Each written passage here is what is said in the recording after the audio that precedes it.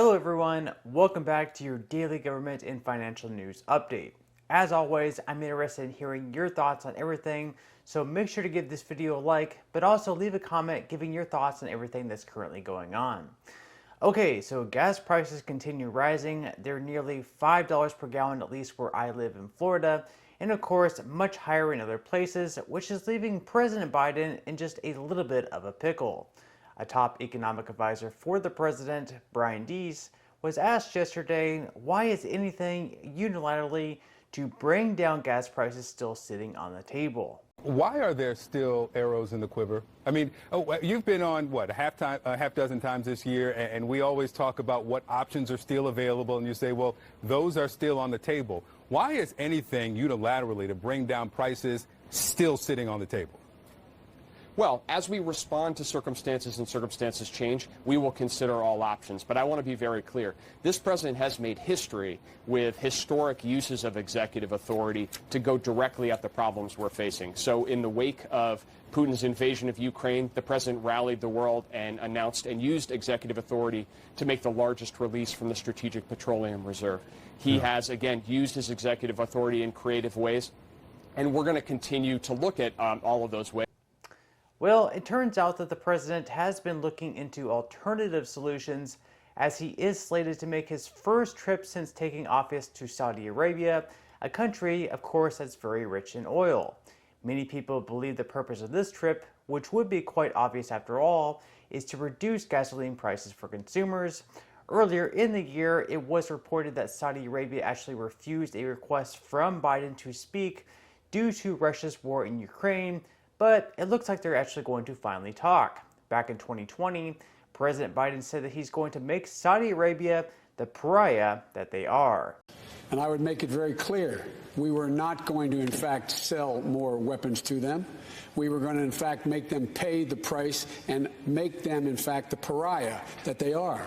There's very little social redeeming value in the present government in Saudi Arabia. And now, apparently, he's crawling back to beg them for some cheap oil. With Biden banning Russian oil imports, he now obviously has to look at some alternatives, but it is just a little bit odd that he's looking at countries such as Saudi Arabia and, of course, Venezuela, a country that's an ally with Russia, as well as being an authoritarian socialist state.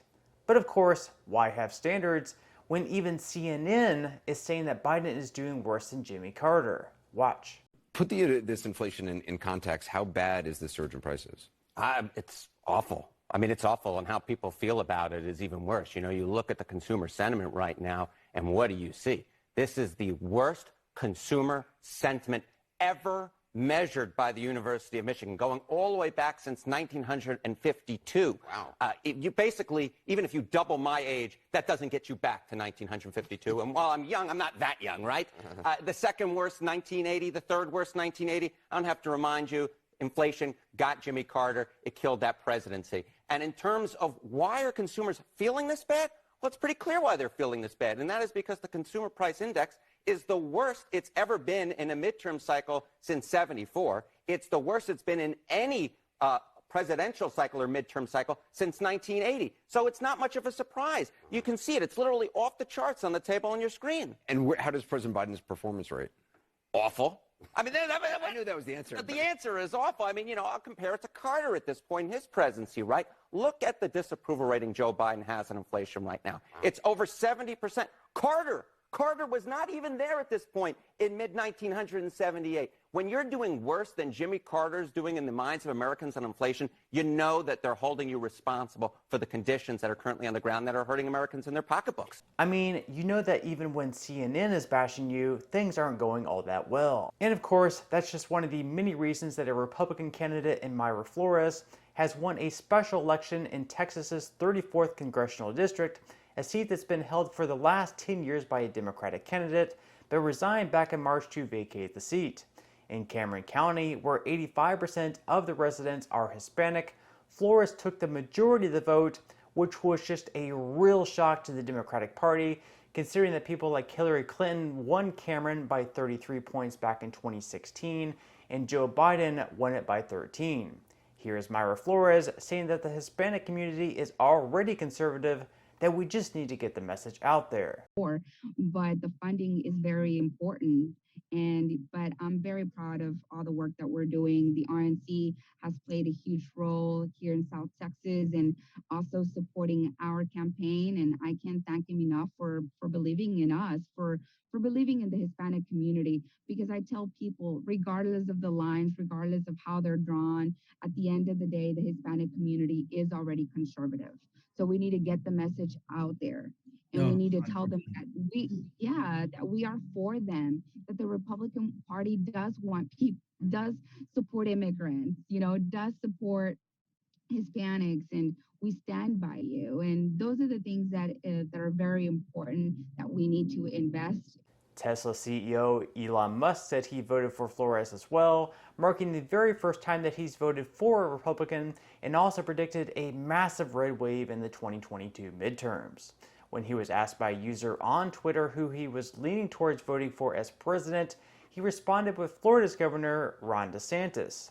So even though Musk describes himself as a moderate and he has voted Democrat his entire life, I think this just really goes to show how much to the left that the Democratic Party has moved. Additionally, Americans say that inflation is their most important issue, and by far, they trust Republicans more on this issue than Democrats. Obviously, Biden's not on the ballot, but which party do voters trust more right now? We might as well call this segment the not surprise segment. The Republican Party, they much more trust the Republican Party by 20 points, 51, I think, to 31. You see it on your screen right there. This is specifically on inflation. This is specifically on inflation. If you look at the broader economic spectrum as well, it's basically the same numbers, but it's inflation that is driving these numbers and driving the numbers on the economy and driving the negative perceptions of Biden. And not surprisingly, voters are running the other way, going to Republicans. I mean, obviously for Democrats, any comparison to Jimmy Carter at this stage for President Biden, it's not a great comparison there. It's not a great comparison. And indeed, what you're seeing right now, essentially, is that if you look towards what do voters think are important towards the midterm elections. And inflation has got to be what, number one? Number one, numero uno.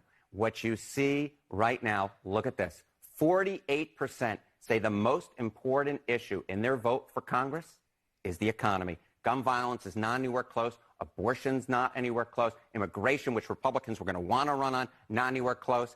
And here is, I think, the big takeaway. When you look at your generic congressional ballot, so put it all together, right? We're going to make this giant stew for you. What do voters feel right now? Look at this. On the generic congressional ballot, we're just looking at the best Republican positions dating all the way back since 1938. This is the best, I repeat, the best Republican position on the generic congressional ballot, basically of all time. In some other news, the House finally passed the Supreme Court Parity Act yesterday, which is a bill that will increase security for Supreme Court justices and their immediate families. This came after a man was arrested for allegedly plotting to assassinate Justice Brett Kavanaugh. Even though the Senate passed the bill with ease, with a 100-0 vote, 27 Democrats in the House voted against the bill. Of course, you really have to wonder if those same Democrats, such as AOC, would have voted no if the assassination attempt would have taken place on a left-leaning judge. Probably not. In some money news, the S&P 500 dropped for the 5th day in a row on Tuesday, going even further into bear territory, and could dip even lower today if the Fed decides to hike rates up once again. With the Federal Open Market Committee concluding their 2-day meeting today, experts do predict a 75 basis point rate hike, which would be the largest increase since 1994. The reason for the rate hike would be an attempt to cool down inflation, where in most cases, if you raise interest rates, that does tend to do so. Now, if they come out today and say they don't plan on raising rates as much or as fast as we thought, that could potentially cause a turnaround in the market, so that is definitely news that we need to keep our ears open for. Now, even though a lot of our 401ks and stock portfolios are down at the moment, the market is really down, Webull is still partnering up with me to give out 6 free stocks. So if you would like to receive 6 free stocks in a market that's pretty bad right now, those stocks will eventually rebound and go back up, most likely anyways. You can take advantage of this offer. I will leave a link in the top pinned comment section below. And of course, I'll also leave that very same link in the description box as well. Bitcoin has also continued taking a hit as its price plunged below the $21,000 mark and nearly went below $20,000 this morning At the time of filming this video, the price does sit at around $20,656, and over the last 5 days alone has dropped over 28%. So even though it's not really a great time to be invested into Bitcoin or stocks, it might actually be a great time to start, as prices are quite a bit lower than what they have been for some time. So you can definitely get some great discounts in the market. As far as what I'm doing, I'm just going to continue dollar cost averaging down. Basically meaning what I'm doing right now is buying up a little bit more at a time and taking advantage of these much lower prices. So even though it is impossible to predict how much further stocks or Bitcoin will continue going down, they might go down another 10%, they might go down another 60%, they could go even lower. What I'm going to do is just continue buying in, especially during this time where we've seen such a dip in the market. I'm not going to try to time the market, I'm just going to buy up a little bit at a time. So again, if you would like to take advantage of the 6 free stock offer, you can find that link in the pinned comment section below and the description box as well.